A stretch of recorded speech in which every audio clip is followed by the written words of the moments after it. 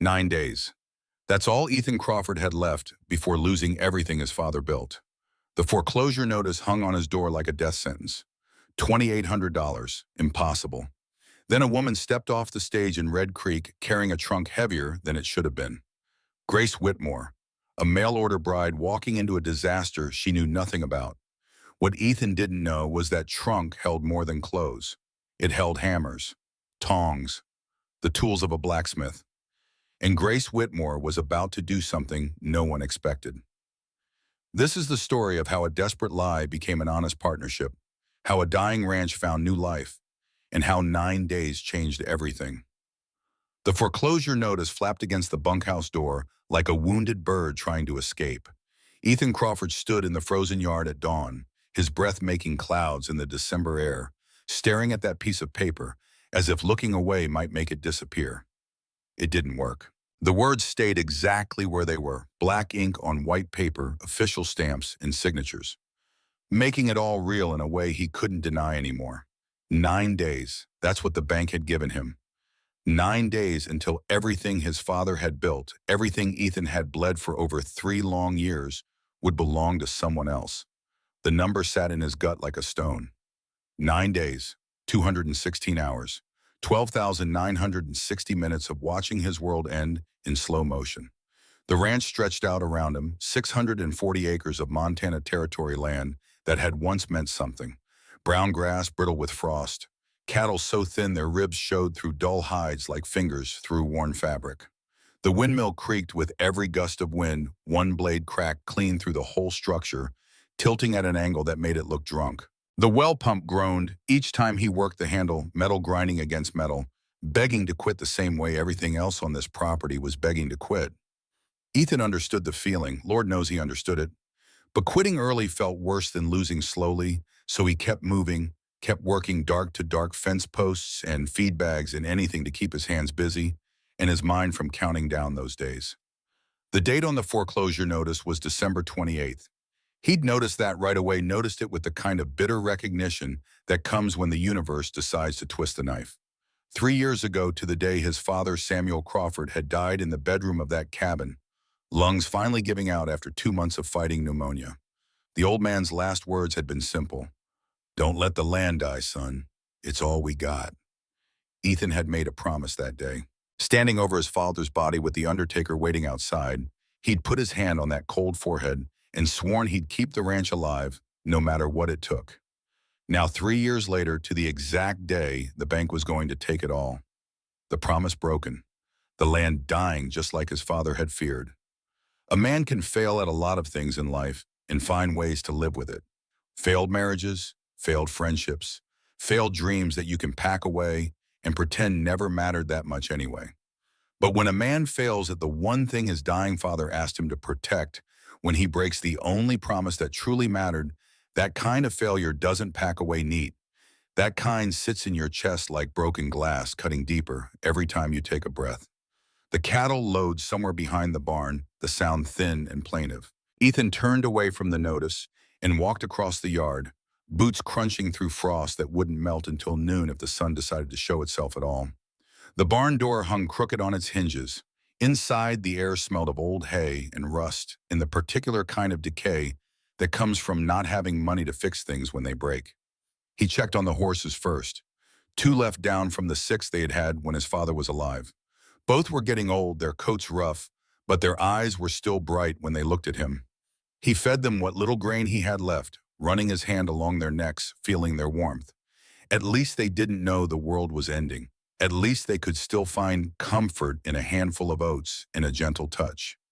The forge sat in the corner near the back of the barn, cold and dark and covered in a layer of rust that spoke of months, maybe years of disuse. Ethan's grandfather had been a blacksmith before turning to cattle.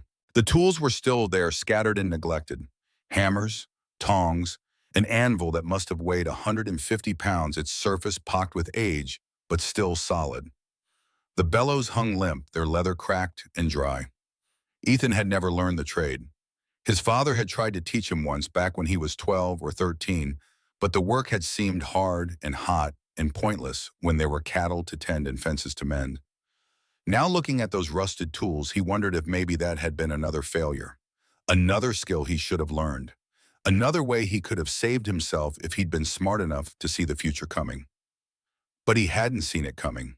How could he, in 1884, when his father had gotten sick, the ranch had been doing fine. Not rich, but stable. They'd had 160 head of cattle, 6 horses, 3 hired hands.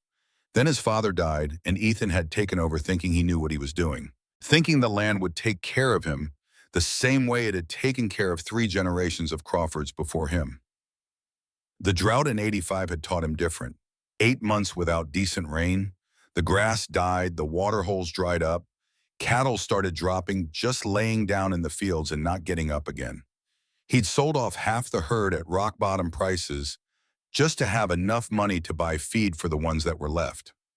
Then came the winter of '86. People were already calling it the Great Die-Up, and the name fit. Temperatures dropped so low that cattle froze standing up, turned into ice sculptures in the fields. Ethan had lost 80 head in 3 months. The hired hands had left when he couldn't pay them anymore. By spring, he was alone on the ranch with 30 cattle and no money and debts piling up like snow in a blizzard. He'd tried. God knows he'd tried. Worked every hour of daylight and most of the night. Fixing fences by himself. Cutting hay by himself. Trying to be 3 men when he was barely holding together as one. But trying wasn't enough when the market for beef dropped 40% and the bank came calling for money he didn't have. $2,847. That's what he owed? A fortune. An impossible sum for a man with 40 cattle and a dying ranch and no prospects for making it any better. The banker Harrison Garrison had been almost apologetic when he delivered the foreclosure notice. "I'm sorry, Ethan, I truly am. But the bank has given you every extension we can, 9 more days. That's all I could get you." 9 days, and Christmas was 5 days away. Not that it mattered. Christmas had stopped meaning anything to Ethan 3 years ago. No wife, no children, no family except ghosts and broken promises. He walked back to the cabin as the sun finally broke over the mountains to the east pale winter light that gave no warmth. Inside the cabin was cold. The fire had burned down to embers overnight. He rebuilt it, coaxing flames from kindling, feeling the heat slowly push back against the chill. The cabin was clean but bare. 1 room with a bed, a table, 2 chairs, a stove. A smaller room off to the side that had been meant for children that never came. His wife Sarah had died in 1884, taken by fever in 3 days. They'd been married 3 years. Ethan had been 29 when she died, full of plans and confidence that now seemed like the arrogance of youth. One morning she'd been fine, laughing at breakfast, talking about planting flowers in the spring. 3 mornings later, she was cold and still and gone. They'd been waiting to have children. She'd wanted to wait until the ranch was more stable, until they had more money saved, until the timing was right.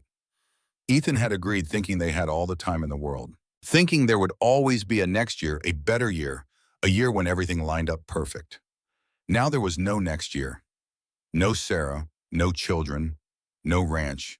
Just 9 days and a man who'd failed at every promise he'd ever made. He made coffee, the cheap, bitter kind he'd been drinking since money got tight, and sat at the table with his ledger open in front of him. The numbers didn't change no matter how many times he looked at them. Money in, money out. The gap between them growing wider every month until it became a canyon he couldn't cross. But there was one thing he hadn't written in the ledger yet. One decision he'd made 3 weeks ago, late at night, when desperation and loneliness had finally worn down the last of his pride. A decision he still wasn't sure was genius or madness, or just the flailing of a drowning man grabbing for anything that might float. He'd placed an advertisement in the Montana Gazette. November 28th. Exactly 3 weeks ago, he'd ridden into Red Creek and paid $2 he couldn't afford to have his words printed in the matrimonial section. Wanted woman of good character for partnership in ranch life. Land, home, and future provided. Honest work, clean living. Right to Ethan Crawford, Crawford Ranch, Red Creek, Montana Territory. The ad had run for 2 weeks. He'd gotten 7 responses. 7 women, each one writing with varying degrees of hope and desperation, each one looking for something he couldn't actually give them. Because the ad was a lie. Not completely, but enough. There was land, sure, 640 acres of it. And there was a home, if you could call a drafty cabin with a leaking roof a home. But future was the biggest lie of all. He'd chosen Grace Whitmore from those 7 letters. Not because she was the most beautiful, he had no picture to judge that by. Not because she promised the most. Her letter had been the shortest, actually. Just 4 sentences written in neat, precise handwriting. I am Grace Whitmore, age 28, of Cheyenne, Wyoming Territory. My father recently passed, leaving me without family or prospects.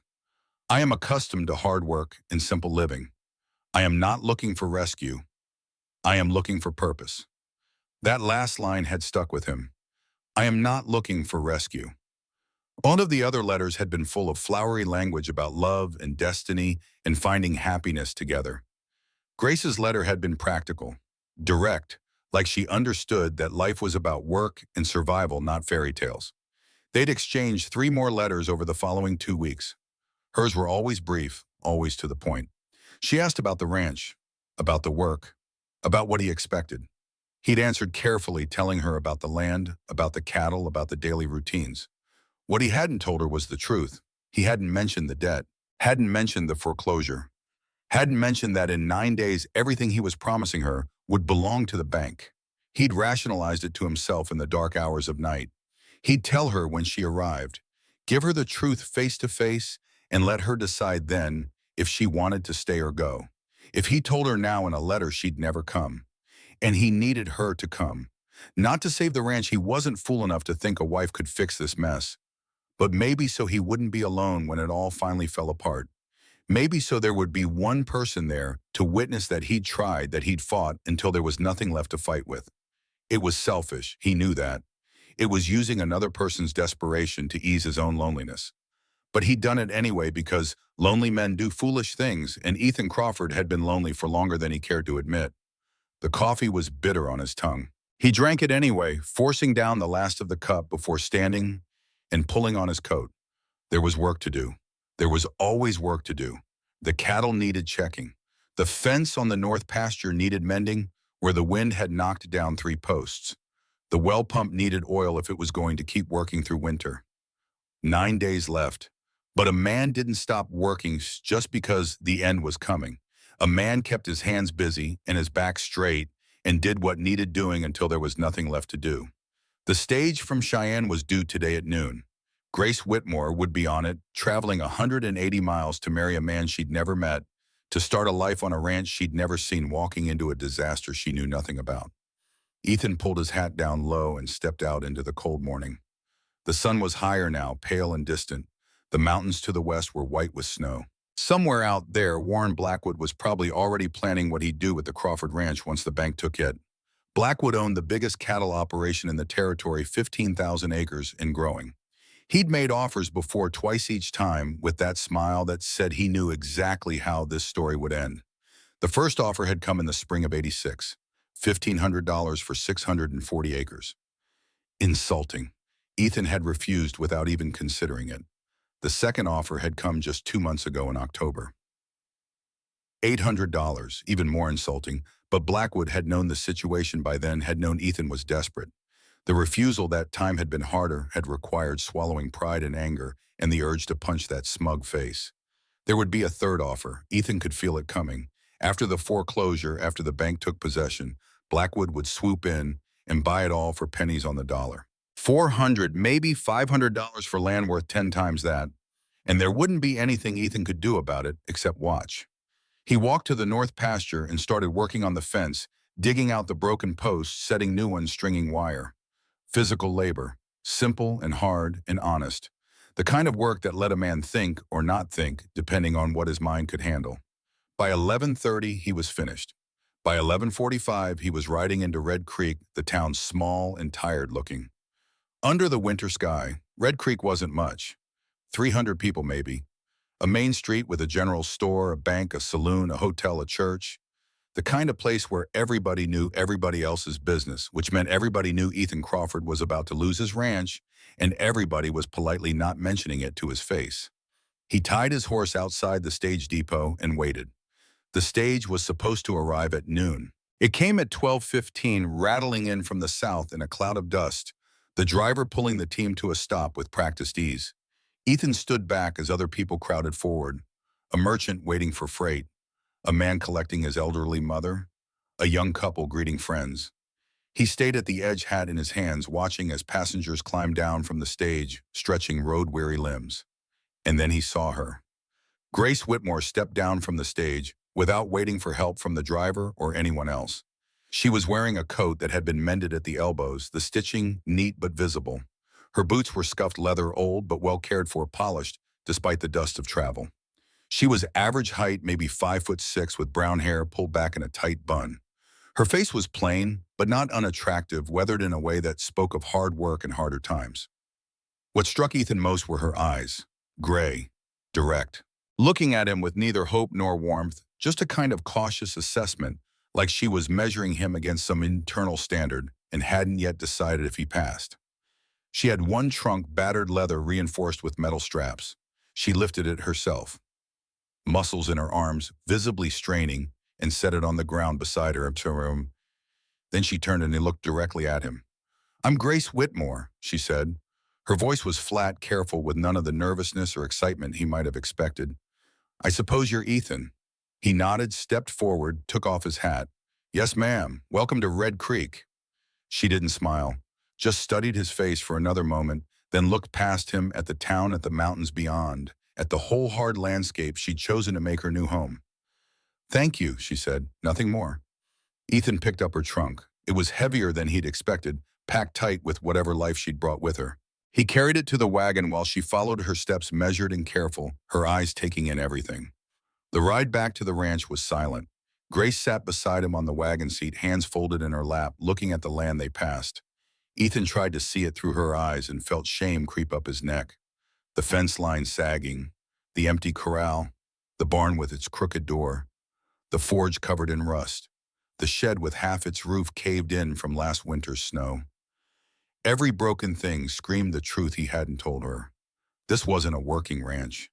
This was a dying one. This wasn't a future. This was an ending. She didn't say anything. Just looked, her face unreadable, taking it all in with those gray eyes that seemed to miss nothing. When they reached the cabin, Ethan carried her trunk inside. The interior was clean, he'd made sure of that, but it was also stark and bare and cold despite the fire he'd left burning. Grace stood in the doorway, not quite entering, looking at the single room that would be her new home. "Thank you," she said quietly. The same words as before, no more, no less. Ethan nodded and left her alone. She needed time, he figured. Time to unpack. Time to settle. Time to realize what she'd gotten herself into before he made it worse by telling her the rest. He spent the afternoon checking cattle, mending more fence, anything to avoid going back to the cabin and facing what he knew he had to face. But the sun went down eventually, the way it always did, and there was no more avoiding it. He cooked dinner, beans from a can, hard bread, coffee that tasted like burnt wood. Grace ate without comment, sitting across from him at the small table, the lamp flickering between them. She hadn't unpacked her trunk, hadn't asked any questions, just moved through the evening like someone conserving energy for whatever came next. Ethan set down his coffee cup. His hands were shaking slightly. He pressed them flat against the table to still them. "There's something you need to know," he said. Grace looked at him, waited. She didn't help him, didn't make it easier with questions or encouragement, just waited for him to say what he needed to say. "The ranch is failing," he said. The words came out flat, dead. "It has been for 2 years. Drought took the grass in '85. Lost half the herd. The winter of '86 killed most of what was left. I couldn't pay the hands, so they left. Couldn't fix what broke because there was no money." He stopped, breathed, made himself continue. "The bank gave me until the 28th, 9 days from now. After that, it's foreclosure. They'll take everything, the land, the cattle, the cabin, all of it." He watched her face. No flinching, no shock. Just a slight tightening around her eyes, like she'd suspected something but hoped she was wrong. "There's a man," Ethan continued, "Warren Blackwood. He owns the biggest cattle operation in the territory. He's been waiting for this. He'll buy the ranch from the bank for half what it's worth and fold it into his empire. He's been patient because he knows I'm drowning." Grace's hands wrapped tighter around her coffee cup. "You should have told me," she said finally. Her voice was calm, but something sharp lived underneath it. "In the ad, in the letters. You should have told me." You wouldn't have come. I still might not have, she said, but at least I'd have known what I was walking into. The shame Ethan had been carrying all day, all week, all month rose up in his chest like bile. She was right. He'd lied by omission. Brought her here under false pretenses because he was too proud to admit the truth and too desperate to face it alone.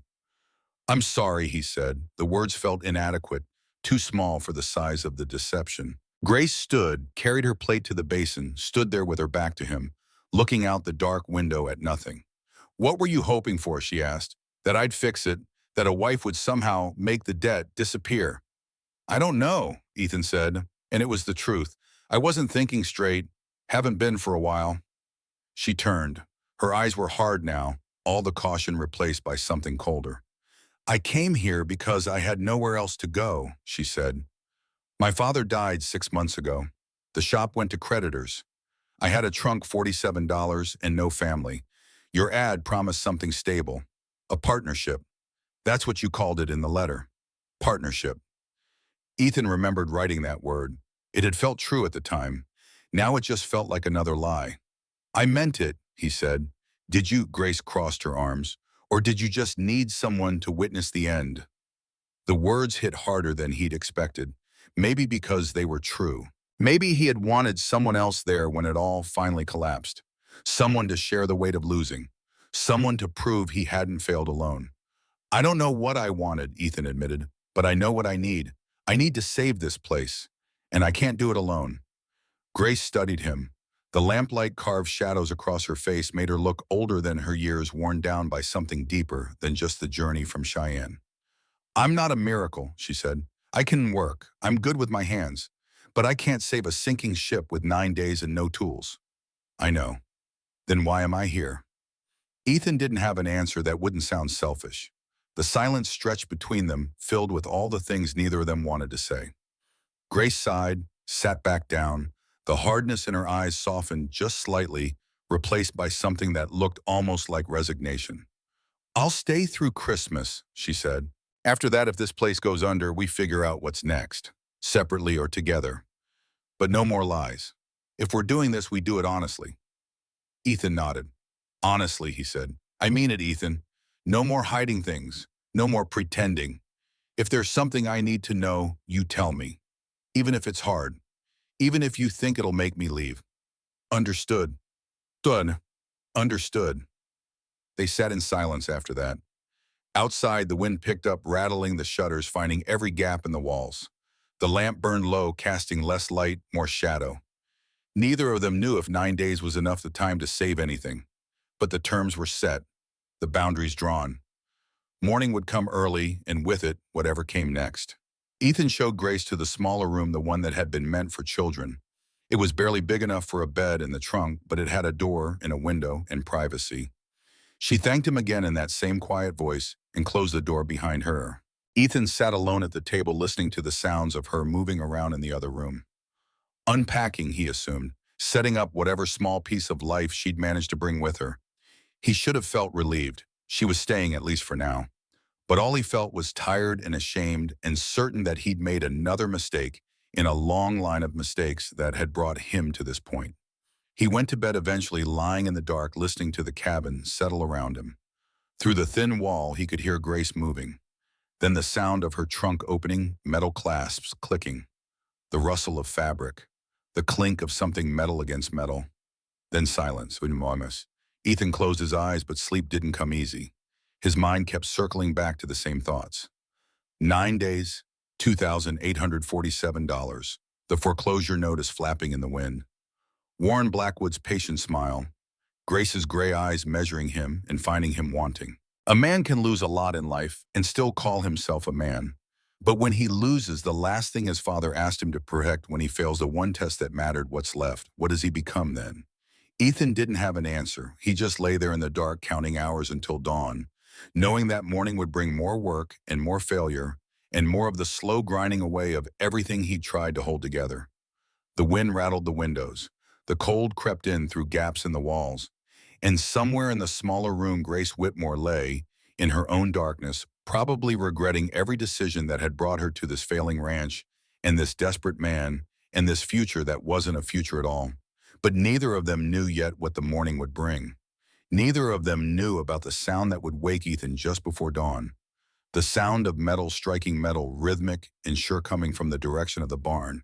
The sound that would change everything. For now there was just the darkness, the wind, the weight of promises broken and lies told and desperate gambles that probably wouldn't pay off. For now there was just the waiting. Ethan woke to the sound of metal striking metal. For a moment, caught between sleep and waking, he thought he was dreaming. The sound came again, rhythmic, deliberate, the unmistakable ring of hammer on anvil clear and sharp in the pre-dawn darkness. He lay still listening. It wasn't possible. The forge had been cold for years. Nobody used it. Nobody even went near it except to store things that didn't fit anywhere else. But the sound continued steady and sure, each strike followed by a brief pause, then another strike, building a rhythm that cut through the silence like a blade. Ethan threw off the blankets and pulled on his boots, not bothering with socks. The cabin was cold, the fire burned down to embers. He grabbed his coat and stepped outside into darkness, so complete it felt solid. The stars were beginning to fade at the edges of the sky, but dawn was still an hour away. Smoke rose from the direction of the barn. Orange light flickered through the cracks in the walls, warm against the frozen landscape. Ethan crossed the yard, his breath making clouds, his boots crunching through frost. The sound grew louder with each step, metal on metal, the wheeze of bellows pumping air, the hiss of hot iron meeting water. He pushed open the barn door and stopped. The forge glowed orange in the darkness, heat wavering in the air around it like something alive. Grace Whitmore stood at the anvil, hammer in hand, striking a piece of iron that burned white hot. She'd rolled up her sleeves despite the cold, and sweat beaded on her forehead. Her hair had come loose from its bun, falling around her face. She didn't look up when he entered, just lifted the iron with tongs, examined it, then thrust it back into the coals. The bellows wheezed as she pumped air into the fire. Sparks flew upward, disappearing into the darkness above. The whole space smelled of coal smoke and hot metal, and something Ethan couldn't quite name. Purpose, maybe. The smell of work being done by someone who knew how to do it. He looked around stunned. She'd cleaned the forge. The tools that had been scattered and rusted were now organized on a bench she must have dragged from somewhere. The firebox had been rebuilt with brick, each piece fitted carefully together. The coal pile, which he thought was too damp to burn, now fed a steady flame that lit her face with warm light. "What are you doing?" he asked. "Working," she said without stopping. She pulled the iron out again and laid it on the anvil. The hammer came down hard, shaping the metal with quick, precise blows. Each strike sent sparks scattering across the dirt floor. "How long have you been out here?" "Since 4. "Grace," he started to say something else, but she cut him off. "I'm a blacksmith," she said. She struck the iron again, the sound ringing in his ears. "My father ran a shop outside Cheyenne, trained me from the time I could lift a hammer." Another strike, the metal bent under the force taking shape. When the railroad came through in '83, they built their own smithy, undercut his prices. He died trying to compete. Strike. The rhythm never faltered. I kept the shop going 2 years after. Did everything, horseshoes, tools, wagon repairs. I was good at it, better than good. But a woman running a forge, she paused, looked at the iron, thrust it back into the fire. People didn't trust it. Didn't matter how good the work was. They took their business elsewhere. She pumped the bellows, her arms working with practiced efficiency. The fire roared higher. Eventually, I couldn't pay the rent. Lost everything 6 months ago. That's why I answered your ad. Not because I wanted to be rescued, because I needed a place where I could work. Ethan watched her pull the iron out one more time, strike it twice more, then plunge it into a barrel of water. Steam hissed up in a cloud. When it cleared, she lifted the piece and examined it. A hinge pin, he realized. Simple but perfectly formed, the metal smooth and straight. "Why didn't you tell me?" he asked. Grace finally stopped, set down the hammer, looked at him with those gray eyes that seemed to see more than he wanted them to see. "You didn't ask what I could do," she said. "You asked if I'd come. So I came. I figured I'd tell you when the time was right. But then you told me about the foreclosure, and I realized something." She wiped sweat from her forehead with the back of her hand, leaving a smudge of soot. "You brought me here because you thought a wife might bring luck. might change your fortune somehow. But luck doesn't save failing ranches. Work does, skill does, and I have both. Ethan stared at her at the forge at the work she'd already done in just a few hours since midnight. His mind was racing trying to catch up with what he was seeing. She hadn't come here to be a housewife. She'd come here to work. And she'd been working while he slept, rebuilding a forge he'd given up on, preparing to do something he hadn't even considered possible. "What are you making?" he asked. "Hinge pins," Grace said. "Saw half the doors in this place hanging crooked. Figured I'd start there. After that, I'll fix the well pump, then the windmill bearing, then whatever else is broken." She picked up the hammer again, selected another piece of iron from the pile. "People pay for good ironwork, Ethan. Farmers need plow blades, sharpened tools repaired. Teamsters need axles fixed. There's a market here. You've just been too busy trying to run a cattle ranch to see it." She thrust the iron into the coals, pumped the bellows, watched the metal begin to glow. "We have 9 days," Ethan said. The words came out rough, caught somewhere between hope and disbelief. Grace turned back to face him, and for the first time since she'd arrived, something that might have been a smile touched the corner of her mouth. "Then we'd better not waste them," she said. She struck the iron. The sound rang out across the empty yard, sharp and sure a declaration. The ranch had been silent for so long that the noise felt like something waking up, something that had been sleeping and was now opening its eyes. Ethan stood there another moment, watching her work, watching the way her hands moved with absolute certainty, the way she read the color of the metal and knew exactly when to strike and when to wait. This woman, this stranger he'd brought here under false pretenses, was doing in hours what he hadn't been able to do in years. She was making something, creating value where there had been only decay. He turned and went to the barn to check on the horses, but his mind wasn't on the animals. It was on Grace and the forge, and the impossible idea that maybe, just maybe, there was still a way to fight. The sun broke over the mountains as he finished with the horses. He had fences to mend cattle, to check 1,000 small tasks that needed doing. But for the first time in months, the work didn't feel like just delaying the inevitable. It felt like building towards something. They fell into a rhythm over the next 2 days that felt more like survival than partnership. Grace worked the forge from dawn until her hands cramped. Ethan hauled wood-cut fence posts, patched the barn roof where winter had torn through. They moved around each other like strangers sharing a lifeboat, careful and efficient, conserving words for when they mattered. On the second day, a farmer named Jacob Hartley showed up with a broken plow blade. He was in his 50s, weathered face, and suspicious eyes, leading a horse that pulled a wagon with the damaged blade in back. "Heard there's a smith working out here," he said, looking around the yard like he wasn't sure he'd come to the right place. Grace emerged from the barn, soot on her face, hammer still in her hand. "There is," she said. Hartley's eyes widened slightly when he saw her. He looked at the hammer, at her face, then passed her toward the forge. "A woman smith." "A smith," Grace corrected. She set down the hammer and walked over to examine the blade. "Cast iron, cracked at the stress point. I can weld it and reinforce with wrought iron banding."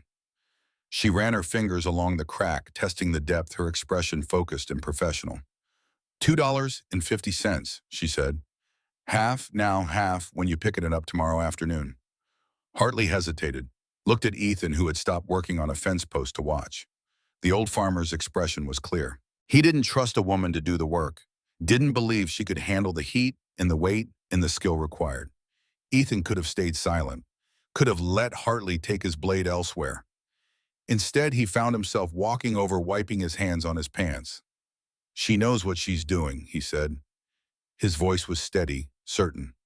"Better than I ever could." It was the first time he'd said it out loud.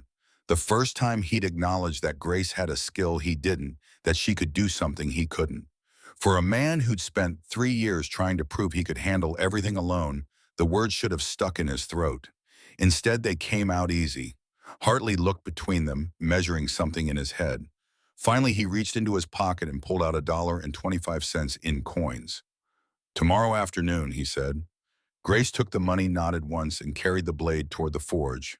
Ethan went back to his fence post. His hands were shaking slightly, though whether from fatigue or something else he couldn't say.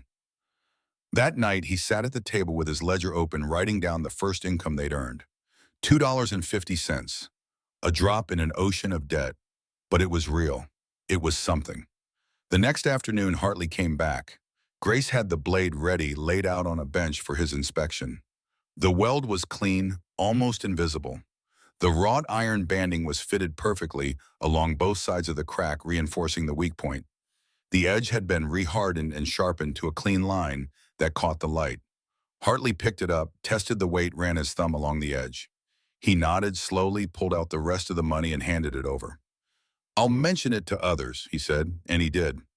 Word spread the way it does in sparse country, slow but certain. A teamster named Samuel Briggs brought a bent wagon axle that afternoon. A rancher named Robert Hayes needed 8 horseshoes by the end of the week. A woman from town, Mrs. Eleanor Preston, came with a broken door latch and left with 2 new ones better than the original. Grace charged fair rates, not cheap ones. She knew the value of her work and didn't apologize for it. People paid. Some came back with more work. Ethan kept the ledger, wrote down every job, every payment. The numbers climbed, but not fast enough. He did the math each night by lamplight, subtracting what they owed from what they'd made. The gap was still too wide. By the end of the 3rd day, December 23rd, they'd earned $47.50. Remarkable for 3 days of work. Nowhere near enough to save the ranch. Grace knew it too. He could see it in the way she worked longer hours, pushing herself past exhaustion. Her hands developed blisters that opened and bled. She wrapped them in cloth and kept working. She ate little, slept less, drove herself with a determination that was both impressive and frightening. On the 4th day, Warren Blackwood rode up. Ethan was hauling scrap iron to the forge when he saw the horse. A tall Belgian, groomed and expensive, the kind of animal that costs more than most men made in a year. Blackwood sat easy in the saddle hat, tilted back, smiling like he'd come to watch something amusing. "Heard you've got a forge running," Blackwood said as he dismounted. He looped the reins over the fence rail with practiced ease. "Interesting choice." Ethan set down the iron. Behind him, Grace's hammer went silent. "We're busy," he said. Blackwood walked closer, hands in his pockets. He was younger than Ethan, maybe 35, with the kind of face that had never known real hardship. Clean-shaven, well-fed. Everything about him said money and patience and the absolute certainty that he would get what he wanted in the end. "The bank will take this place in 5 days," Blackwood said. His voice was conversational, almost friendly. "I'll buy it after. Save yourself the embarrassment, Ethan. Sell to me now. I'll give you $600. That's enough to start over somewhere else. Somewhere that doesn't have all these memories weighing you down." "We're not selling." Blackwood's smile widened. "You think a few horseshoes are going to cover what you owe? You're $2,800 in the hole. You'd need to make $700 a day from now until the deadline. That's not going to happen." Behind them, the hammer had gone completely silent. Blackwood turned, noticing Grace for the first time. His eyes moved over her, taking in the soot on her face, the leather apron, the hammer in her hand. The way he looked at her made Ethan's jaw tighten. "Didn't figure you for a working woman," Blackwood said to Grace. His tone was casual, but the undercurrent was clear. Dismissive, mocking. "Thought you were the wife, the domestic help. Didn't realize Crawford was making you do manual labor." Grace set the hammer down deliberately, walked forward until she stood beside Ethan. She looked at Blackwood with the same expression she'd used to evaluate bad metal. Cool, assessing, finding it wanting. "Didn't figure you for anything useful either," she said. "But here we are." Blackwood's smile faltered for just a second. Then it returned, harder, with less humor and more edge. "Cute," he said. He looked at Ethan. "You think this changes anything? You're playing for survival. I'm offering you a way out, the dignified way, the way that doesn't end with you being escorted off your own land by the sheriff." "We don't need your way out," Ethan said. His hands were fists at his sides, the old anger rising. The kind that made him want to swing first and think later. The kind that had gotten him into trouble before. "You will," Blackwood said. He walked back to his horse, swung up into the saddle with easy grace. 5 days, Ethan. Then it's not your choice anymore. Then it's the bank's choice, and the bank will sell to me." He rode off slowly, like a man with all the time in the world. Like a man who knew exactly how this story would end and was content to wait for it. Ethan stood there, hands still clenched, watching him go. The rage was back hot, and familiar.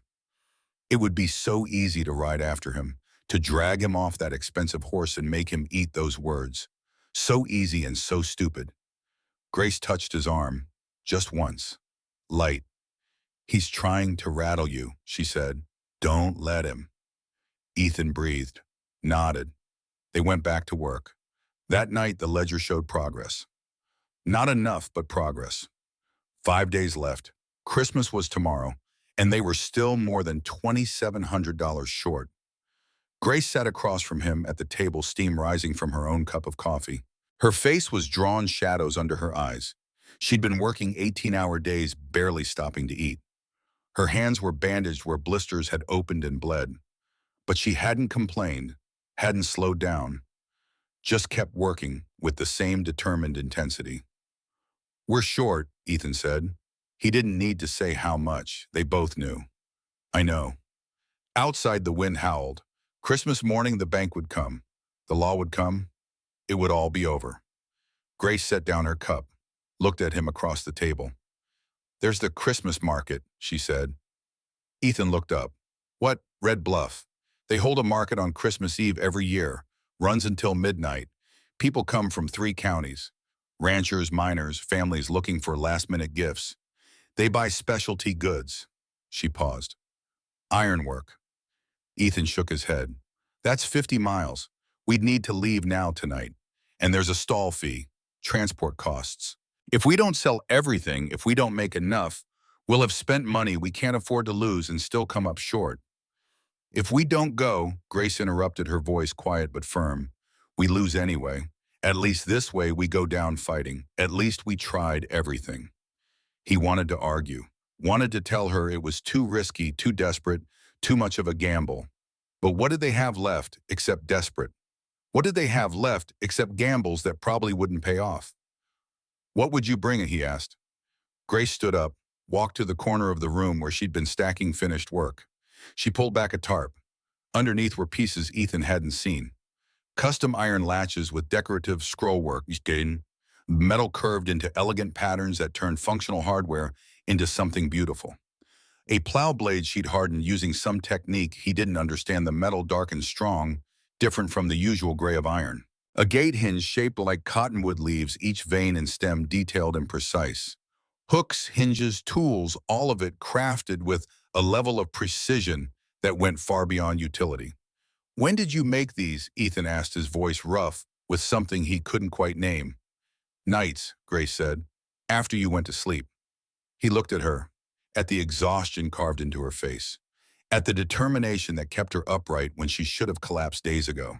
She'd been working while he slept, building inventory for a gamble she hadn't even mentioned until now, creating pieces that took time and skill and artistry, gambling that there would be a market for them, that someone would pay premium prices for beautiful ironwork when practical ironwork would have been faster and easier. Why didn't you say something? He asked. Because you would have told me not to waste time on fancy pieces, Grace said. You would have said we needed to focus on practical work. And you would have been right. But practical work wasn't going to get us there, Ethan. We needed something more. Something people would pay extra for. Something that would make them stop and look and reach for their wallets. She was right. He would have said exactly that. Would have told her to stick with horseshoes and hinges and simple repairs. Would have played it safe right up until the moment they lost everything. If this fails, Ethan said slowly, we lose faster. We'll have nothing left, no time, no options. If we don't try, Grace said, we lose anyway. At least this way we're in control of how it ends. Ethan looked at the pieces again. They were good, better than good, the kind of work people would stop to admire, the kind they'd pay premium prices for because they wanted something special, something that would last, something with beauty as well as function. He nodded. We'll need the wagon, blankets to wrap the pieces, food for the trip. Already packed, Grace said. Of course she had. They loaded the wagon by lamplight, working quickly despite the fatigue that made every movement feel like wading through deep water. Every piece wrapped carefully in cloth, secured against the journey. The horses sensed the urgency, stamping and blowing steam into the frozen air. By the time they were ready, it was past midnight. Christmas Eve had arrived. They had one day left, one chance. Everything they had left riding on 50 miles of frozen road and a market full of strangers who might or might not want what they were selling. Ethan climbed up onto the wagon seat. Grace sat beside him, the wrapped ironwork stacked behind them like hopes made solid. He snapped the reins. The wagon rolled forward into the darkness, leaving the dying ranch behind. Ahead, 50 miles of frozen road. Behind everything they couldn't afford to lose. The horses pulled steady.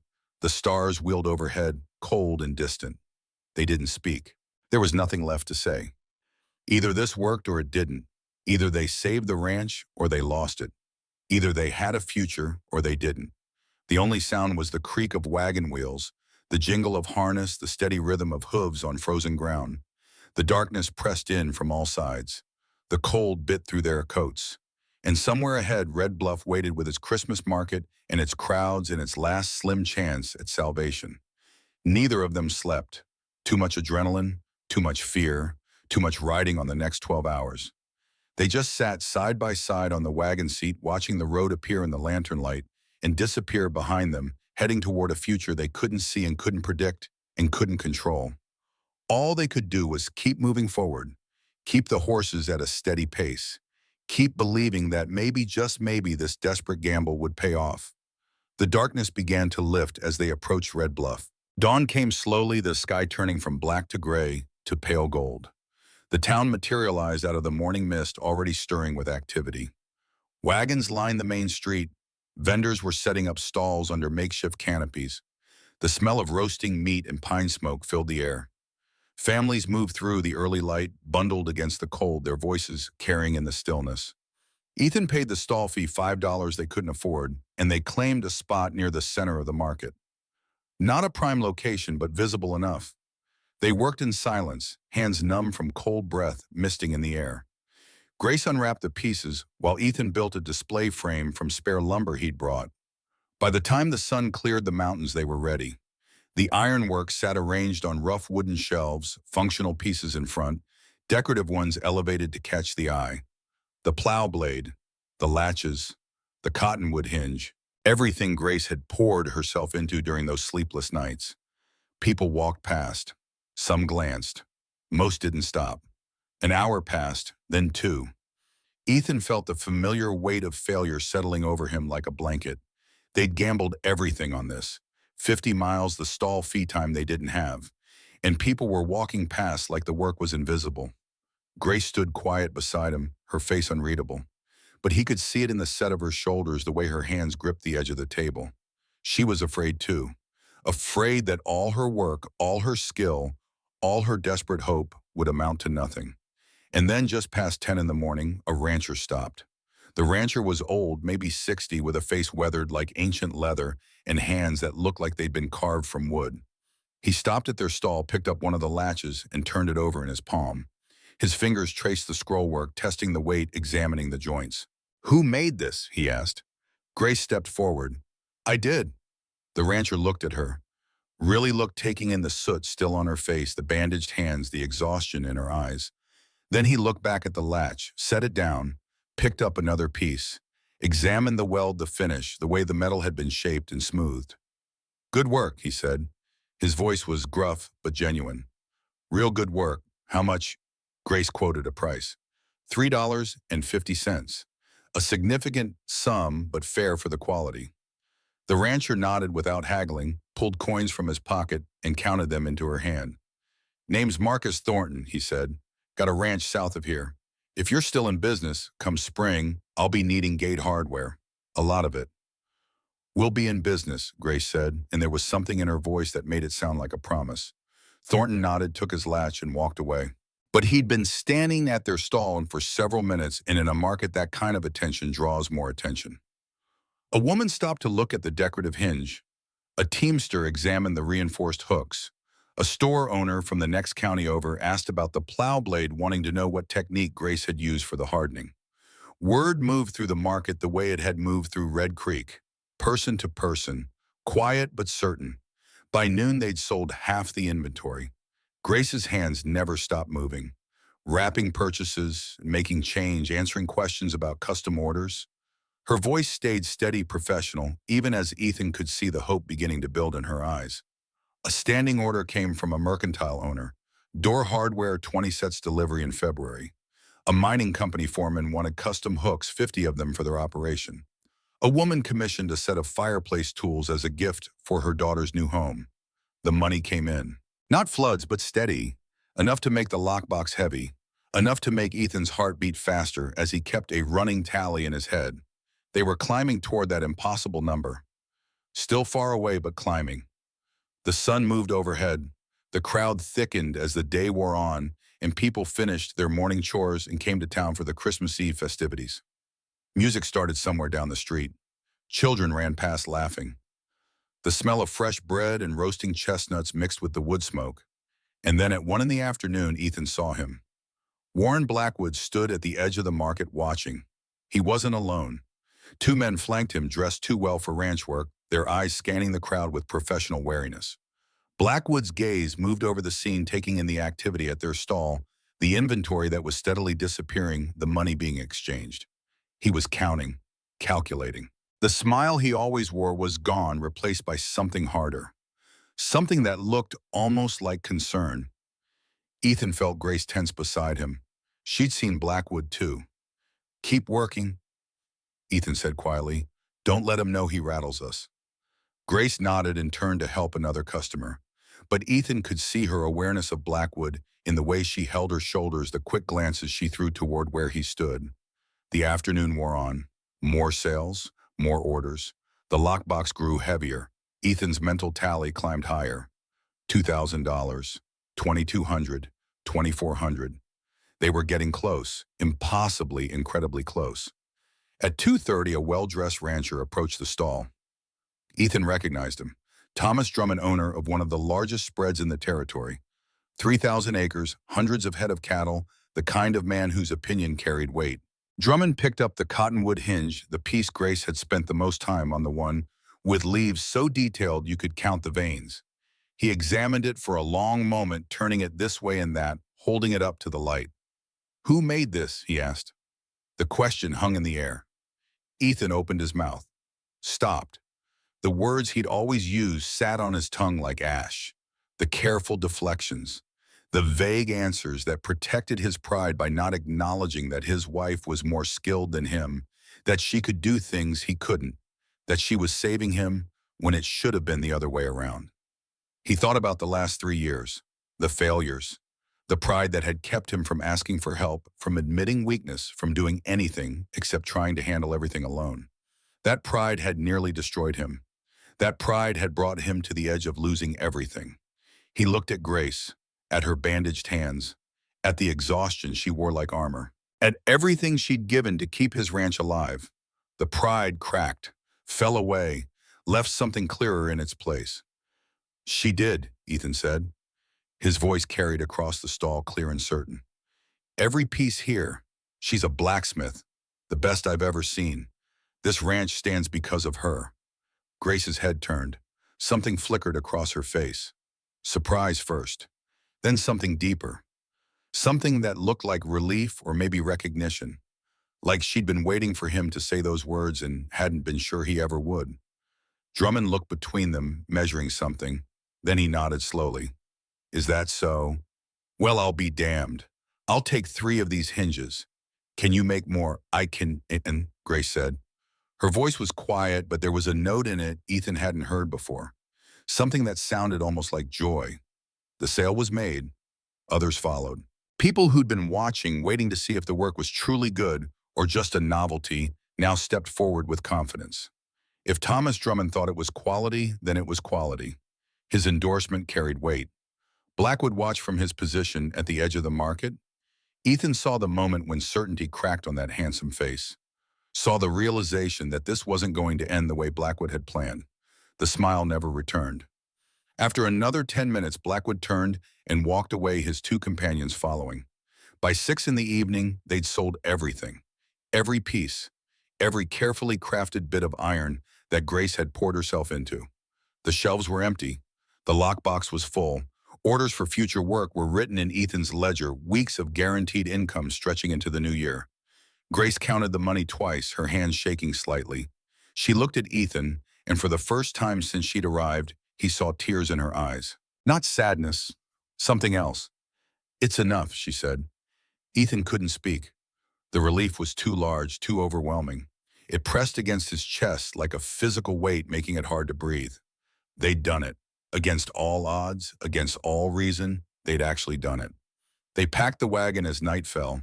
Christmas lights glowed in windows up and down the street. Church bells rang somewhere in the distance, calling people to evening service. The market was closing down, vendors packing up, families heading home with their purchases. Ethan and Grace climbed onto the wagon seat. The lockbox sat between them, heavy with coins and bills. Grace hadn't let it out of her sight since she'd closed it. Neither of them wanted to stop, wanted to rest, wanted to do anything except get home and make this real. They drove through the night. The horses were tired but willing, settling into a steady pace that ate up the miles. Stars scattered overhead like thrown silver. The temperature dropped as midnight passed and Christmas Day arrived, but Ethan barely felt the cold. Beside him, Grace sat wrapped in a blanket, the lockbox on her lap. She didn't sleep. Neither did he. Too much adrenaline still racing through their blood. Too much fear that if they stopped moving, something would go wrong. That the money would disappear. That they'd wake up and find it had all been a dream. They reached the ranch as dawn broke on Christmas morning. The house looked the same. Weathered, sagging, half broken. But something felt different. Maybe it was them. Maybe survival changed how you saw things. Made broken things look like they could be fixed instead of like they were beyond saving. Ethan unhitched the horses while Grace carried the lockbox inside. When he entered the cabin, she had the money spread on the table, counting it a third time. "Making sure it's all here," she said. Her voice was hoarse from exhaustion. "Every dollar." Ethan sat down heavily. His body ached in ways he'd forgotten were possible. Every muscle, every joint. But the ache felt earned, honest. The kind of tired that came from real work, not the grinding exhaustion of slow failure. "The bank opens at 9, he said. "I know." They sat in silence as the light grew stronger. Outside, the ranch woke slowly, cattle lowing, wind moving through broken boards. The windmill creaking its steady complaint. All the sounds of a place that refused to die. At 8:30, they rode into town. The streets were quiet, most people still at home with their families on Christmas morning. The bank was a square brick building that had always felt like a courthouse to Ethan. A place of judgment, a place where his worth had been measured and found wanting. They walked in together. Harrison Garrison looked up from his desk, surprise crossing his face. He was a thin man in his 50s, balding with the kind of careful expression that came from delivering bad news to desperate people. "Mr. Crawford," he said. "Mrs. Crawford, I wasn't expecting you until later." "We're here to settle the debt," Ethan said. Garrison's eyebrows rose. He glanced at Grace at the lockbox she carried, then back to Ethan. "The full amount, the full amount." They counted it out on his desk. Every bill, every coin, $2,847. Garrison verified it twice, his expression shifting from doubt to something that looked like respect. When he was satisfied, he pulled out the paperwork, stamped it, signed it, slid it across the desk with hands that trembled slightly. "This clears your debt in full," he said. "The ranch is yours, Mr. Crawford. Free and clear." Ethan took the papers. They felt heavier than they should have, lighter than he'd feared. He stared at them for a long moment, not quite believing they were real. That it was over. That he'd actually managed to keep the promise he had made to his father 3 years ago. Outside, Grace stopped on the boardwalk. She looked at him, and there was a question in her eyes. "That's it?" she asked. "That's it?" She nodded slowly. Something released in her shoulders. Tension she'd been holding for days, maybe longer. Maybe since her father had died and left her alone in the world with debts she couldn't pay and a skill nobody wanted to value. They rode back in silence. When they reached the ranch, Ethan walked to the bunkhouse and tore down the foreclosure notice. The nails came out easy. The paper crumpled in his fist. He threw it into the forge pit where Grace had built her first fire, watched it catch and burn, the edges curling black before turning to ash. Inside the cabin, they made coffee. Real coffee, not the burnt substitute Ethan had been stretching for months. They sat at the table with the papers between them. Proof of ownership, proof of survival, Proof that sometimes desperate gambles paid off and broken men found ways to stand back up. What now? Grace asked. Ethan looked at her. At this woman who'd arrived a week ago expecting stability and found ruins instead. Who'd rebuilt a forge in the dark. Who'd worked until her hands bled. Who'd gambled everything on a Christmas market because quiet defeat wasn't acceptable. Now we work, he said. The forge has orders.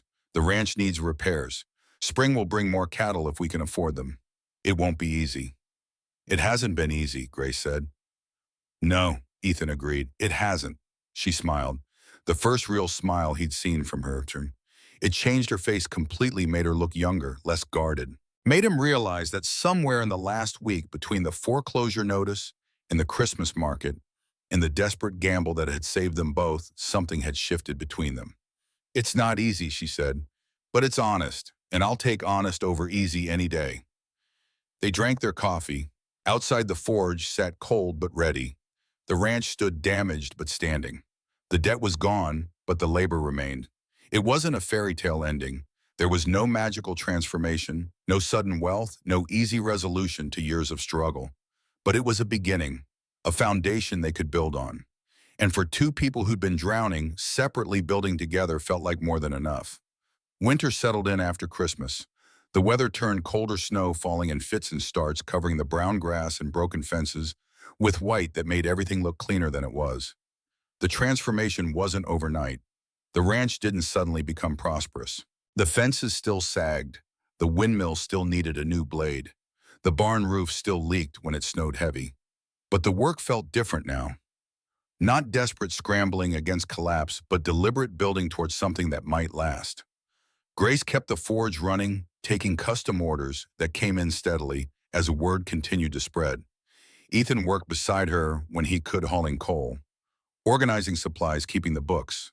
The rest of the time, he mended what was broken, fixed the well pump, shored up fence posts, cleared snow from the barn. They worked hard, slept hard, spoke when words were needed. The mercantile order took Grace 3 weeks to complete. Custom door hardware, each piece made to specifications. Each piece tested and refined until it met her standards. The mining company sent payment up front for their hooks, then doubled the order when they saw the quality.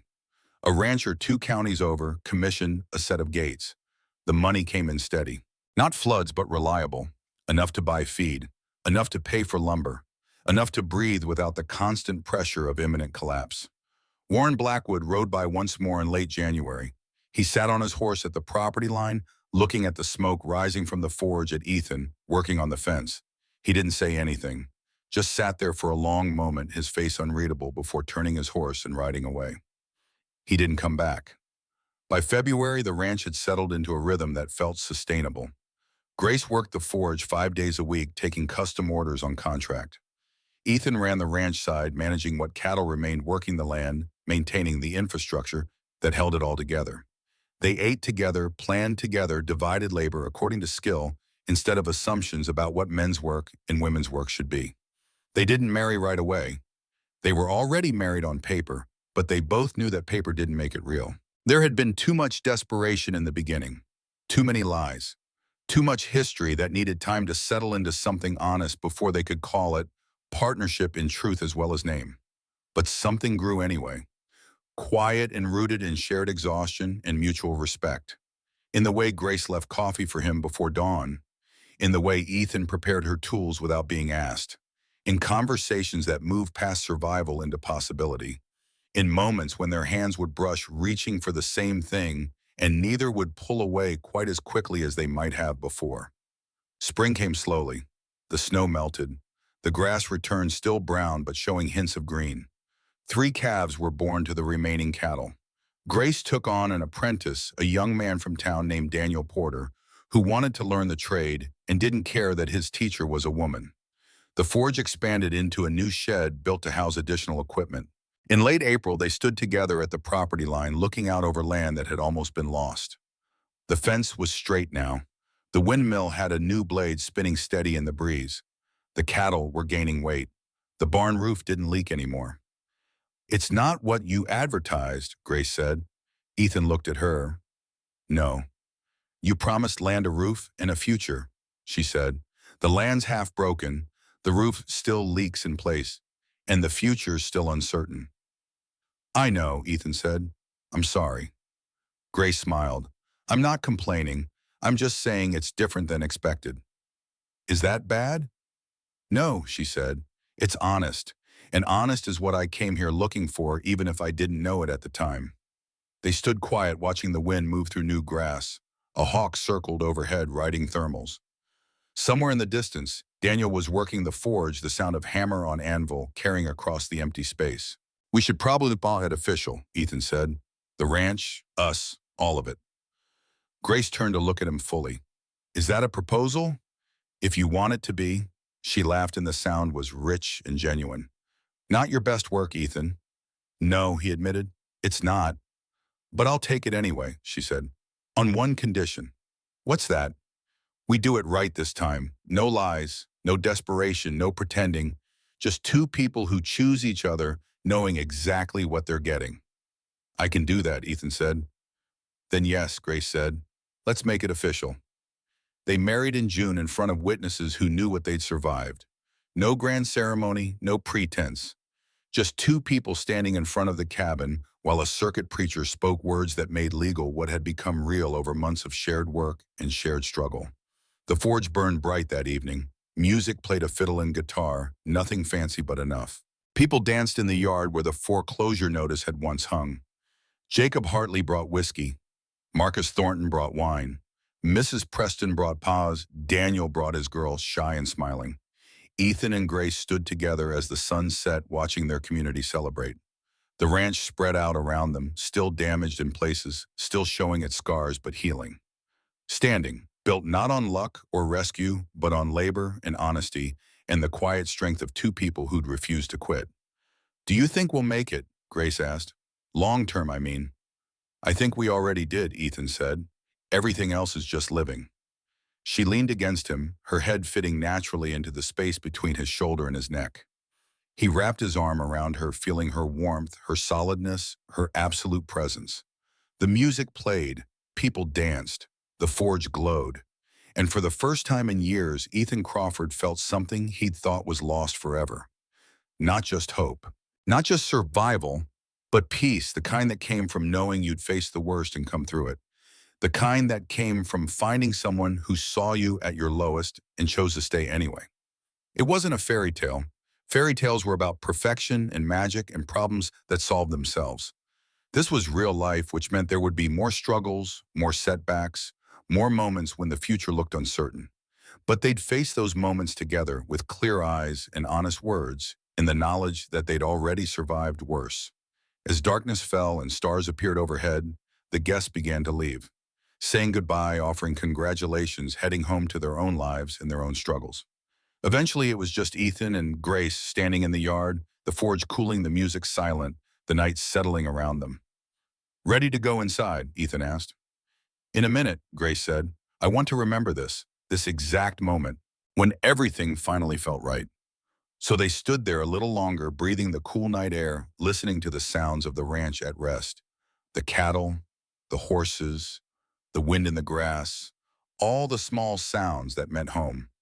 When they finally went inside and closed the door behind them, the cabin felt different, warmer, fuller, like it had been waiting for this moment for these two people to claim it, not out of desperation, but out of choice.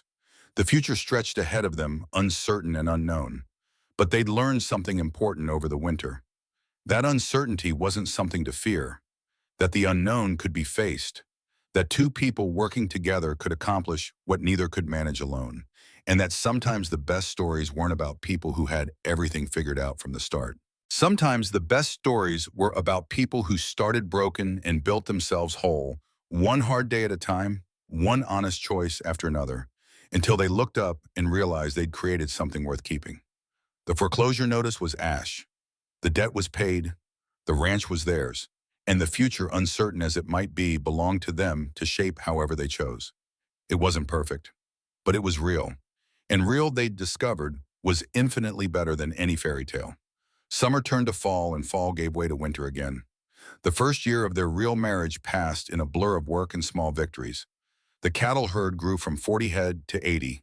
The forge's reputation spread beyond the three counties, bringing orders from as far as Helena and Butte. Daniel proved to be a quick learner, his hands steady and his patience endless. By October, he could shoe a horse as well as Grace could, and his welds were clean enough that she trusted him with customer work. The ranch slowly transformed. Not overnight, not in any dramatic fashion that would make for a good story, but in the quiet, persistent way that real change happens.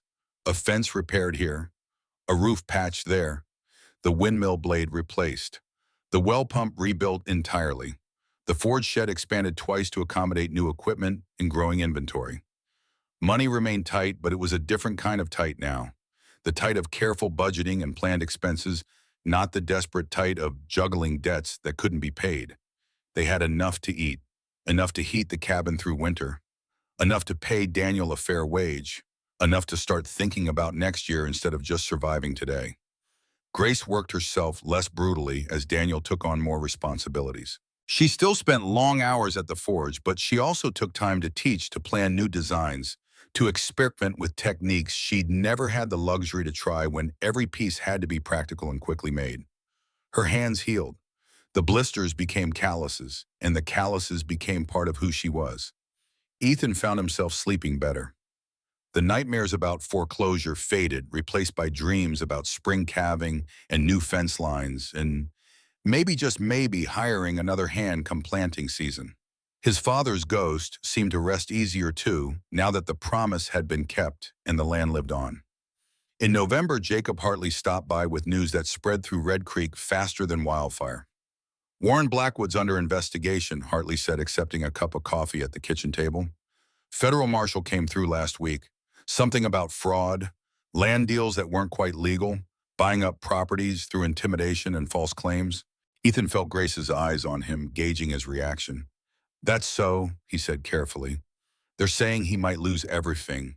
The ranch, the money, could face prison time if they prove what they're looking into." Hartley took a sip of coffee. "Thought you'd want to know." By spring of the following year, the verdict came. Warren Blackwood was found guilty of fraud, intimidation, and conspiracy. His ranch was seized, his fortune divided among those he'd wronged. He served 3 years in territorial prison before being released broken and forgotten. The Crawford Ranch continued to thrive, its success the best revenge Ethan never needed to seek. After Hartley left, Grace found Ethan in the barn, brushing down one of the horses. "You don't seem happy about it," she said. "About Blackwood maybe getting what he deserves." Ethan paused, the brush still against the horse's flank. "I am," he said, "but I don't need his fall to feel my success anymore. 6 months ago I would have wanted to see him destroyed the same way he tried to destroy me. But now," he shrugged, "now I have everything I need right here. What happens to him doesn't change that." Grace studied him for a long moment. "You've changed," she said. "Had to," Ethan replied. "The man I was couldn't have saved this place, couldn't have accepted your help, couldn't have admitted he needed anyone. And now I know that needing someone isn't weakness, it's just being human." He resumed, brushing the horse, the motion steady and rhythmic. "Besides, you're the one who saved us. I just finally got smart enough to recognize it." Grace moved closer, close enough that he could smell the forge smoke in her hair, the familiar scent that had become as much a part of their home as coffee and hay and Montana wind. "We saved each other," she said. "That's how it works when it's real." December came again, bringing with it the anniversary of Grace's arrival and memories of that desperate week when their entire future had hung by a thread. On the morning of December 20th, exactly 1 year after Grace had stepped off the stage in Red Creek, Ethan woke to find her missing from their bed. For a moment, heart pounding, he thought she'd left. That she'd decided this life wasn't enough, that he wasn't enough, that the whole year had been a mistake she'd finally corrected. But then he heard it, the sound that had woken him once before. Metal on metal, the ring of hammer on anvil. He pulled on his boots and coat and walked out to the forge. Grace was there working on something small, her movements careful and precise. When she saw him, she set down the hammer and held up what she'd been making. A ring. Simple iron forged in a circle, the metal polished to a soft gleam. "I made you one last year," she said, "when we first married. But that was legal obligation. This is choice." Ethan looked at the ring, then at her. You made rings for both of us. She nodded, pulled a similar ring from her pocket. I started them last night, finished yours just now. Mine needs a few more minutes. She held out his ring. If you want it, if you choose this, choose me, choose us. Ethan took the ring. It was warm from the forge, solid and real in his hand. He slipped it onto his finger. It fit perfectly, like she'd measured while he slept, like she'd known exactly how it needed to be. Now do mine, Grace said. She thrust the unfinished ring back into the coals, pumped the bellows, waited for it to heat. When it glowed orange, she pulled it out, set it on the anvil, and handed Ethan the hammer. 3 strikes. Right here, here, and here. Don't think. Just do it. Ethan took the hammer. His hands had held 1,000 tools over his lifetime, but never this. Never a blacksmith's hammer with its weight and balance and purpose. He struck where she'd indicated. Once, twice, 3 times. The metal responded, shaping under the blows, becoming more than it had been. Grace quenched it in water. Steam hissed. She pulled it out, examined it, nodded in satisfaction. Then she slipped it onto her own finger. Now we're really married, she said. Made it with our own hands, together. They stood in the forge's warmth as dawn broke outside, both wearing rings they'd created, and Ethan felt something settle in his chest that had been unsettled for as long as he could remember. This was what home felt like. Not a place, not land or buildings or livestock, but this. 2 people choosing each other every day, building something together that was stronger than what either could build alone. Christmas came and went, quieter than the year before, but richer somehow. They hosted a small dinner. Daniel and his girl, now his fiancée, Jacob Hartley and his wife, Marcus Thornton, who'd become something close to a friend, Miss Preston with her daughters. They ate well, laughed often, and Ethan found himself grateful in a way he'd never quite managed before. Grateful not just for survival, but for the life they'd built on the other side of it. January brought snow that stayed piling up against the barn and the cabin and the forge shed. The work slowed but didn't stop. Grace taught Daniel advanced techniques while Ethan managed the cattle and made plans for spring. They sat by the fire in the evenings, Grace sketching designs for new pieces, Ethan reading or working on the books. It was during one of those quiet evenings in late January that Grace set down her pencil and said, I need to tell you something. Ethan looked up from the ledger. Her face was serious but not worried. Something else. Something that made his heart speed up even before she spoke. I'm pregnant, she said. About 3 months, the doctor thinks. Baby should come sometime in July. Ethan sat very still. Words failed him completely. He'd wanted children once with Sarah, but they'd waited too long and the opportunity had passed. He'd thought that door was closed.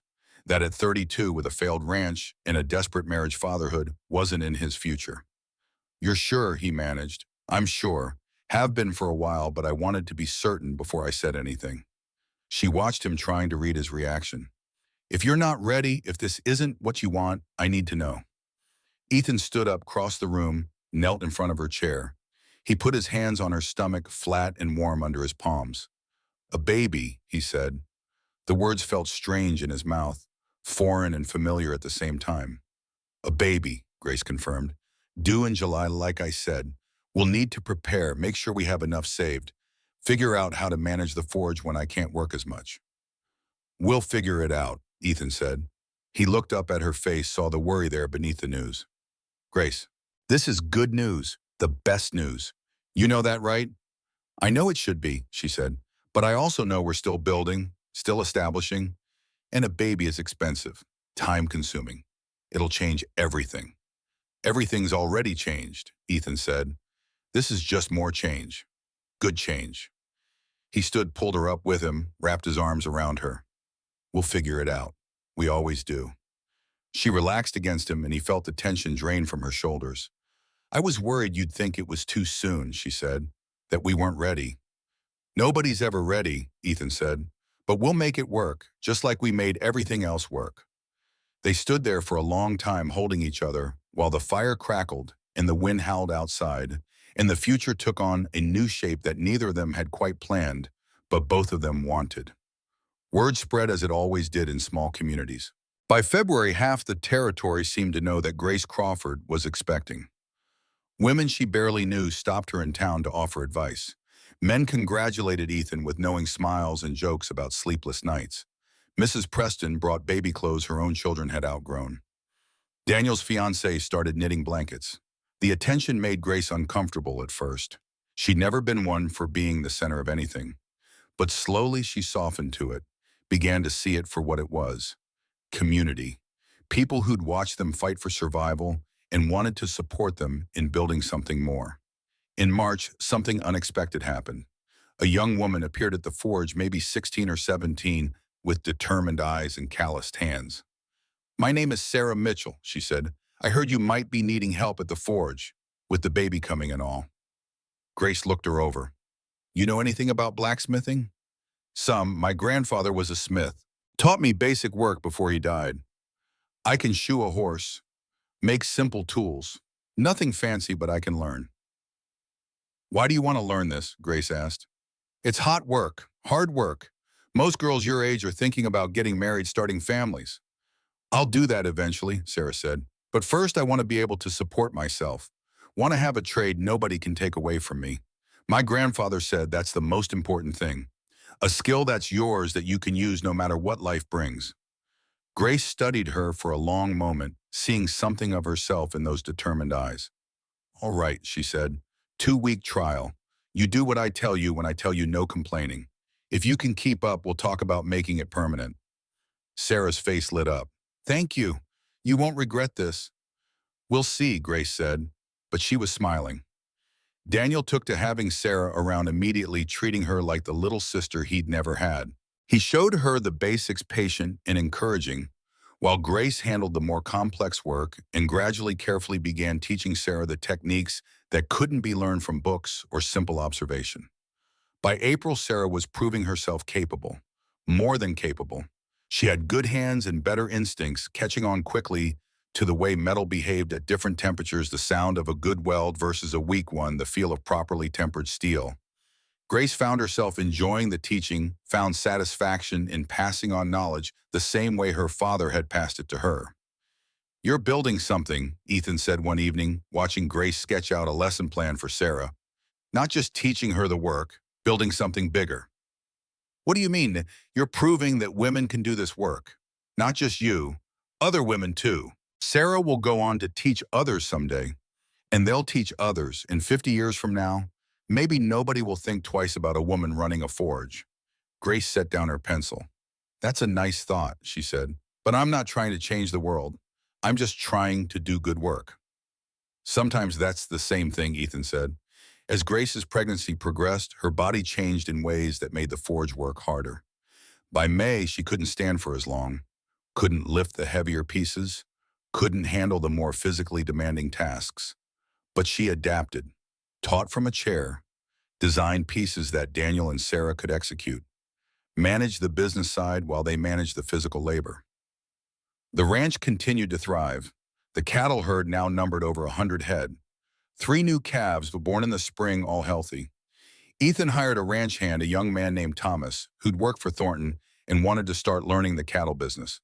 The operation began to feel less like survival and more like an actual working ranch. In early June, a letter arrived from Cheyenne. Grace opened it at the kitchen table, read it twice, and set it down with shaking hands. "What is it?" Ethan asked. "It's from the territorial court," she said. "They've cleared my name.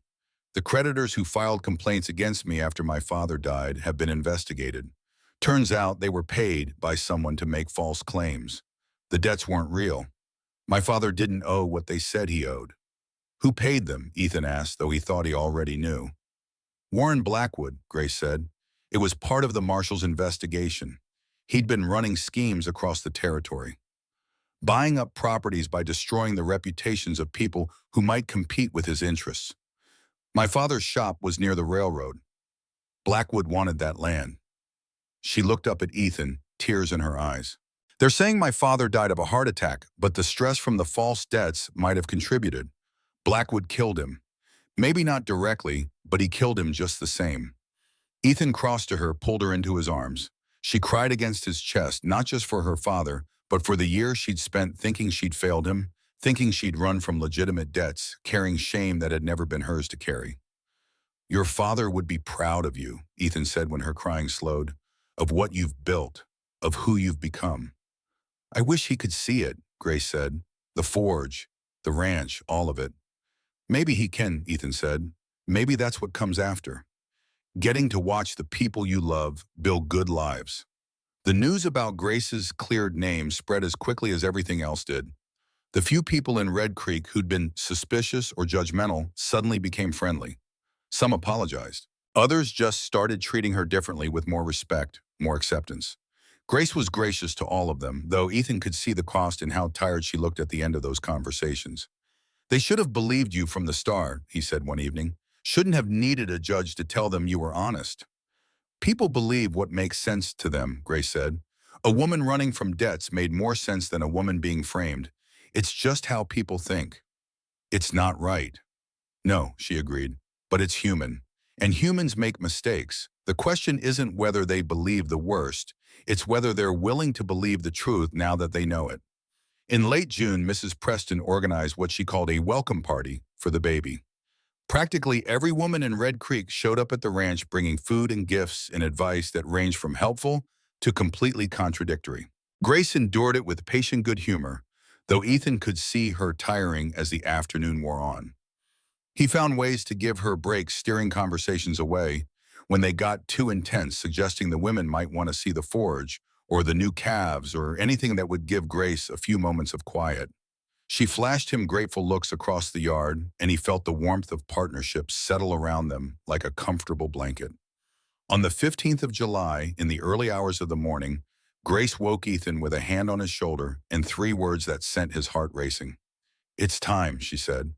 The next 12 hours were the longest of Ethan's life.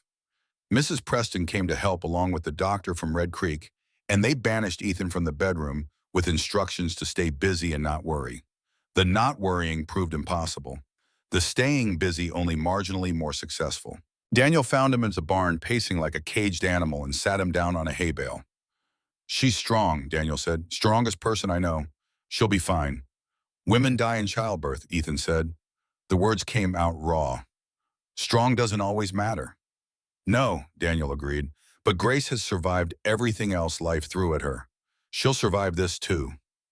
Ethan wanted to believe it, tried to believe it, but the hours dragged on, and the sounds coming from the cabin made his stomach clench, and all he could think about was losing her now, after everything when they'd finally built something worth keeping. When the baby's cry finally split the air, Ethan was on his feet before he realized he'd moved. He ran to the cabin, burst through the door, and found Mrs. Preston emerging from the bedroom with a bundle in her arms. "A boy," she said, smiling. "Healthy lungs, good weight. And your wife wants to see you." Ethan barely heard her. He pushed past into the bedroom where Grace lay exhausted and pale but smiling. The doctor was still there cleaning up, but Ethan only had eyes for Grace. "We have a son," she said. Her voice was hoarse but steady. "Come meet him." Mrs. Preston placed the baby in Ethan's arms.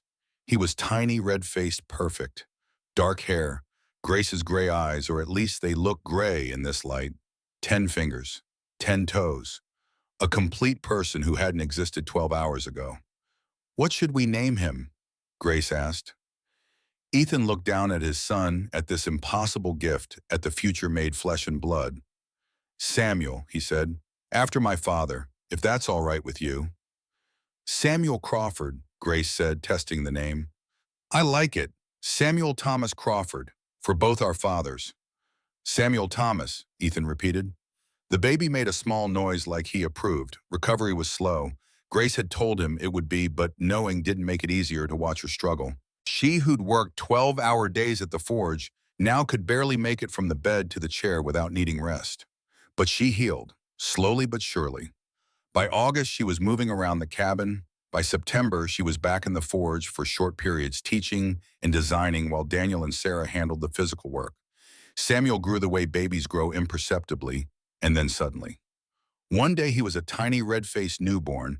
The next he was smiling and reaching for things and making sounds that might someday be words. Grace carried him in a sling she'd made from old fabric, letting him watch her work when he was awake, setting him in a cradle Daniel had built when he needed to sleep. Ethan found himself stopping in the middle of tasks just to watch them, his wife and his son, his family. The thing he thought he'd lost forever when Sarah died now restored in a different form, maybe better because he appreciated it more, knew how fragile it all was, how easily it could have gone another way. Fall came again. The second anniversary of Grace's arrival passed quietly, marked only by the two of them sitting on the porch after Samuel had gone to sleep, drinking coffee and watching the sunset paint the mountains gold. "Do you ever regret it?" Ethan asked. "Coming here, marrying a man you didn't know, taking on all of this." Grace thought about it for a long moment. "I regret the lies at the start," she said, "but not what came after. Not the work.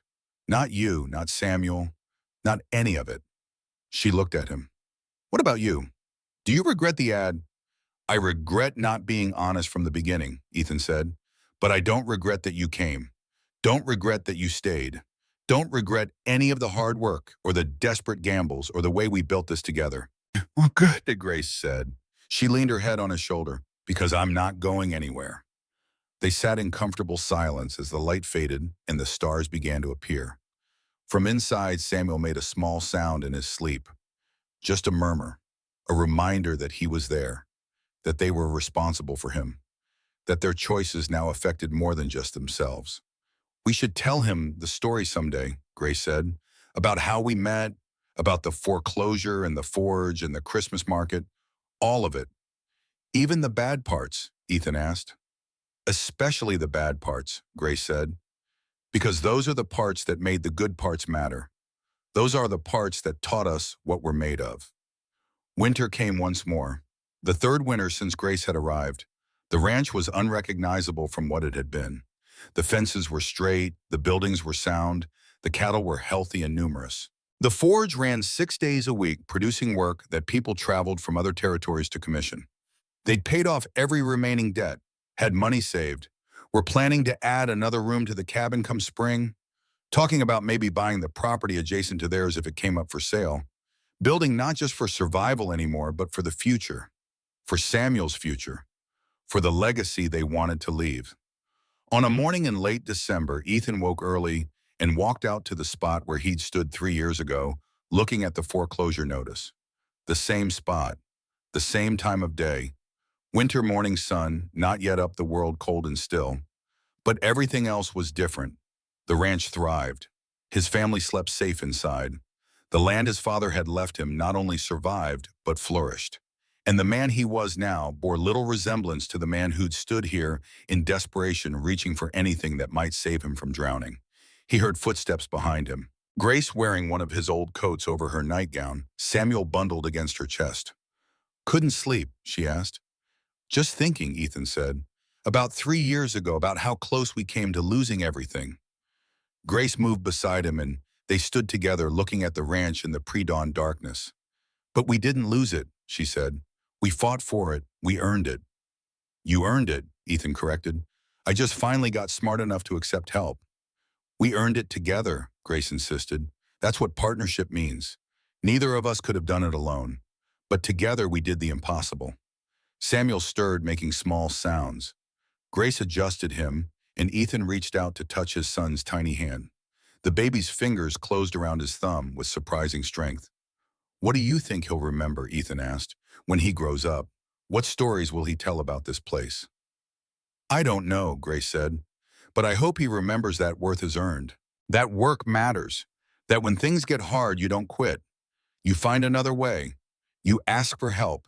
You keep fighting until there's nothing left to fight for or until you win." "That's a lot to put on a baby," Ethan said, smiling. "He'll grow into it," Grace said, "just like we did." The sun broke over the mountains, painting the snow gold and pink and orange. The windmill began to turn as the morning breeze picked up. Smoke would soon rise from the forge as Daniel and Sarah arrived to start the day's work. The cattle would need feeding. The horses needed tending. There were fence lines to check and orders to fill, and 1,000 small tasks that made up a working ranch. But for this moment, they just stood together. A man and a woman and their child. A family built from desperation and hope and the stubborn refusal to accept failure. Standing on land that was theirs, not the banks, not Blackwood's, theirs.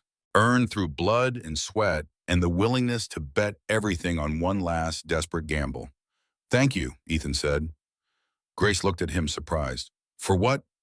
For answering the ad, for staying, for saving me when I was too proud to admit I needed saving, for building this with me, for all of it. Grace smiled, the same smile she'd given him on their real wedding day, the one that changed her whole face and made her beautiful in a way that had nothing to do with features and everything to do with the person underneath. Thank you for writing the ad, she said, for being honest eventually, for learning to accept help, for becoming the partner I needed instead of just the husband I married on paper. For all of it. Samuel made a sound that might have been agreement, or might have been boing, or might have been nothing at all. They laughed, and the sound carried across the quiet ranch warm and real, and full of the kind of joy that comes from surviving together and building something that lasts. The sun climbed higher. The day began. Work called as it always did, but they stood there a minute longer, marking the moment, remembering where they'd been, and celebrating where they were. It wasn't perfect. There would be more struggles, more setbacks, more moments when the future looked uncertain. But they'd face those moments together with clear eyes and honest words and the knowledge that they'd already survived the worst. The foreclosure notice was long gone, burned to ash and scattered to the wind.